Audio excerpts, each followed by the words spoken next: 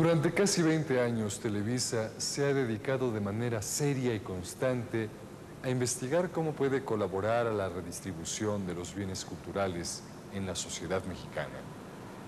Por eso, la televisión mexicana es la que ofrece mayor tiempo de pantalla en el mundo a la cultura, más que la norteamericana, francesa, inglesa o italiana. El espectador mexicano que gusta de la televisión cultural puede y tiene opción de seleccionar una gran cantidad de programas culturales. El Canal 9 es el único canal en el mundo que no tiene comerciales, pero que es sostenido íntegramente por canales comerciales. Durante estos años, los productores profesionales mexicanos han tratado de encontrar formas que puedan ayudar a que la televisión redistribuya los bienes culturales, que al ser generados por el cuerpo social, pertenecen a todos sus integrantes. Los seres humanos tenemos la capacidad de percibir y dejarnos conmover con las mejores manifestaciones del espíritu humano. Y esas manifestaciones constituyen el patrimonio cultural de la humanidad. Durante varios años, Televisa ha reunido un acervo de programas que presenta con orgullo ante ustedes, porque son testimonio del arte universal. Tal es el caso de la tragedia Las Bacantes, de Eurípides, en la versión escénica del grupo español La Cuadra de Sevilla, dirigida por Salvador Távora.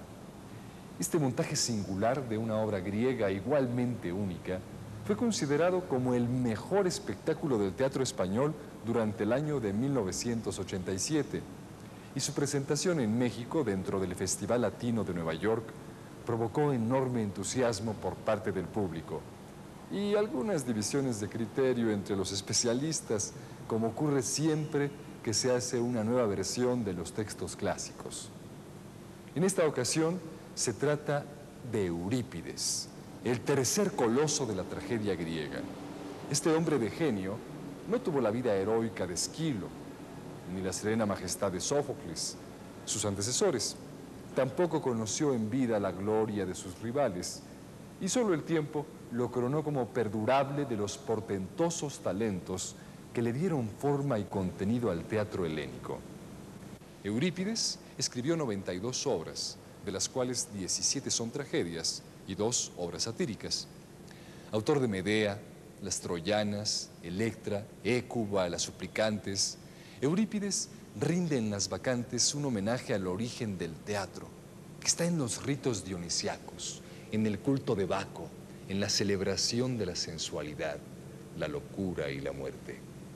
De ahí que esta obra sea considerada como la obra más primitiva de su autor y la única muestra que hay de la tragedia arcaica. El argumento, como ustedes lo recordarán, es simple. Dionisio, hijo de Zeus y Semele, llega a la ciudad de Tebas, luego de cruzar el Asia. El dios espera ser venerado como el dador del vino. Pero el rey Penteo se opone a ello. A pesar de que el adivino Tiresias y el viejo Cadmos le recomiendan atender al dios de la alegría como se merece, Dionisio se hace presente en figura humana solo para ser encadenado por Penteo. Dionisio escapa con toda facilidad de su prisión, destruyendo el palacio de su agresor. En consecuencia, las mujeres de la casa del rey, encabezadas por su madre, Ágave, se van a las montañas a celebrar el rito dionisiaco. Al conocer esta noticia, el rey de Tebas siente la necesidad de presenciar el festejo y se disfraza de mujer para ser aceptado entre las bacantes, entregadas de lleno al frenesí de su dios. Es tanta la euforia y el desenfreno en que se encuentran que, comandadas por Ágave, destrozan con manos y dientes el cuerpo de Penteo, cuyos despojos llevan como trofeo de regreso a Tebas. Allí, Tiresias las hace entrar en razón, mostrándole a Ágave que aquella cabeza decapitada por la furia de las bacantes es la de su hijo. Obra terrible, bañada por los más profundos fluidos del cuerpo humano, la sangre y la leche oscura del deseo. Para enfrentar esta obra en el escenario, hace falta un coraje inmenso, porque su impulso dramático nos lleva a las regiones más ocultas de nuestro instinto. Salvador Távora, fundador y director de la Cuadra de Sevilla, halló una solución magistral para trasladar a la escena de nuestro tiempo el arrebato de la tragedia arcaica. Recurrió a otra fuerza telúrica, como son el cante jondo y el baile flamenco, que son el santo y seña del pueblo andaluz.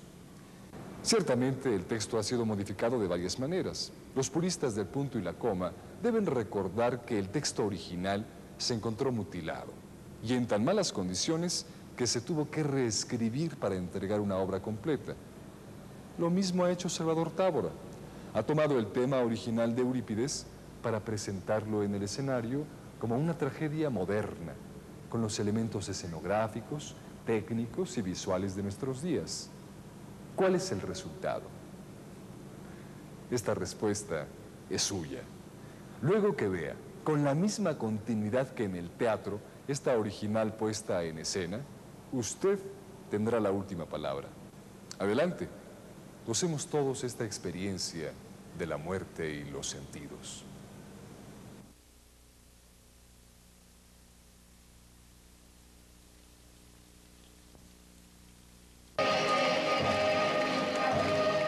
El público de pie, agradeciendo la impresión recibida, es el más elocuente comentario que se puede hacer respecto al resultado de esta versión tan particular de la cuadra de Sevilla a la tragedia de Eurípides.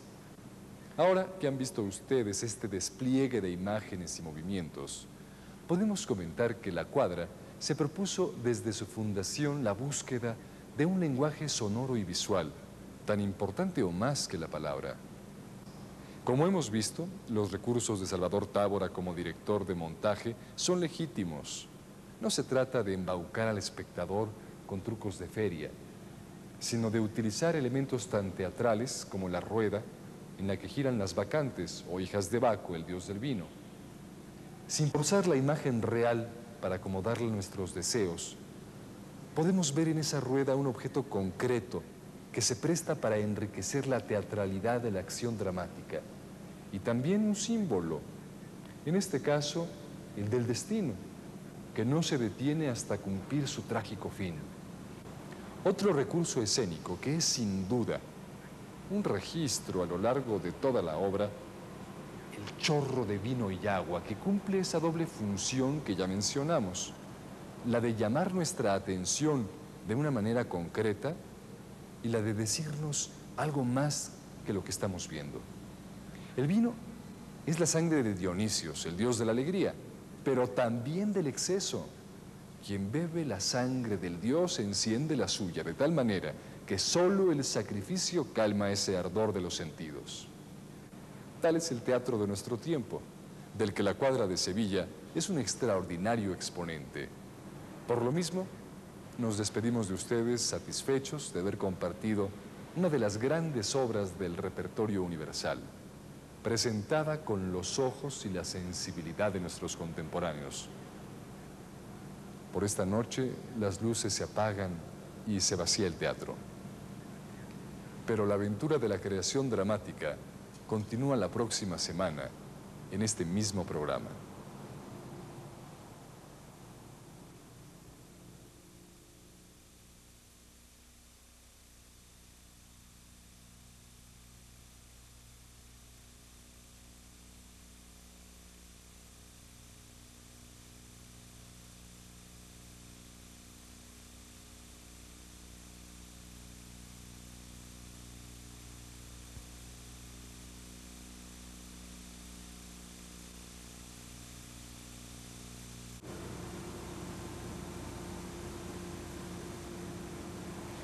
La noche del estreno en México de la obra de Federico García Lorca, Doña Rosita la Soltera, o El lenguaje de las flores, con la actriz española Nuria Espert en el papel protagónico, el Teatro Juárez de la ciudad de Guanajuato era el marco perfecto para aquel acontecimiento.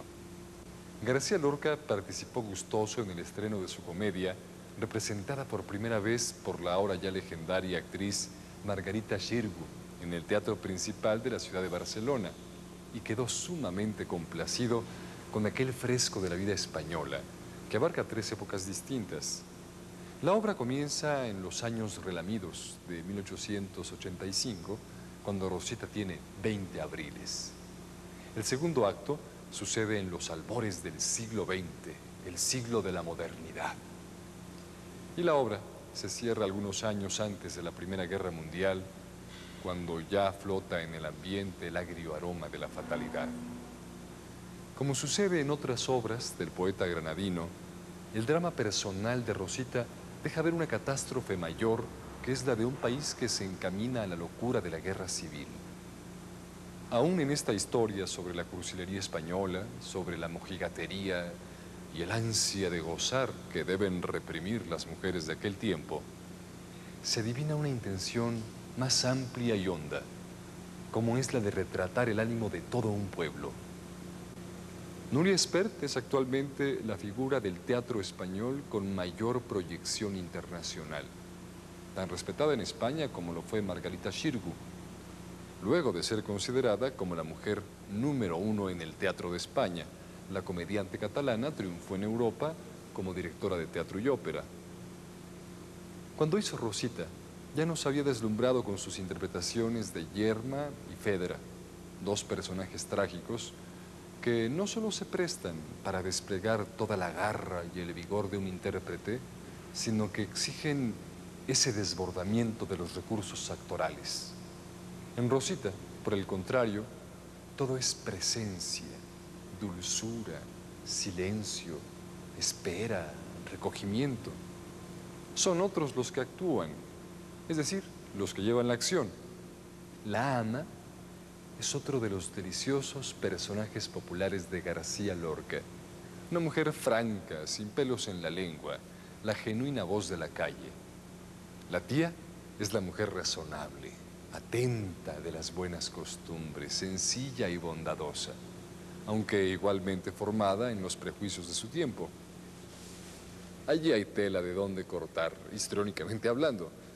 Rosita, en cambio, es una flor, una rosa, una imagen que Nuria Espert asume en un registro neutro, en el que han desaparecido intencionalmente todos los picos del melodrama. Los recursos del género han sido dejados a un lado por la actriz catalana, quien ha corrido el riesgo de parecer demasiado contenida en lugar de seguir la línea más común del personaje. Esta contención tiene mucho que ver con la propuesta escénica de Jorge Lavelli, uno de los directores de origen argentino que han realizado una brillante carrera en el teatro europeo. En esta ocasión, Lavelli nos muestra algunas de sus mejores características como director de escena. Inteligencia para la lectura del texto, imaginación y buen gusto en la resolución del aspecto plástico, una limpia y eficaz conducción de actores, sentido de la unidad del tiempo, espacio, forma y contenido. La conjunción de estos factores da como resultado un montaje abierto, en el que todos los resortes de la representación están a la vista del público. El escenario se transforma con sencillez y elegancia en una brillante fotografía de hace un siglo. Los trajes son perfectos porque no son nada más una reproducción exacta de los vestidos de aquellos tiempos, sino algo mejor, su equivalente dramático. Sin falsos desplazamientos del tiempo teatral, sentimos cómo pasan los años por esa casa que se abre al mundo llena de luz y termina sumida en las sombras de la vejez y el desencanto.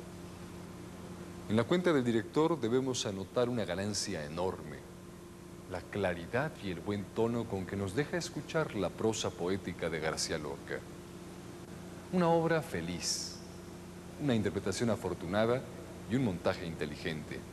He aquí los tres elementos primordiales para gozar de un buen espectáculo. La sala está en silencio, las luces se han apagado. Comienza el teatro.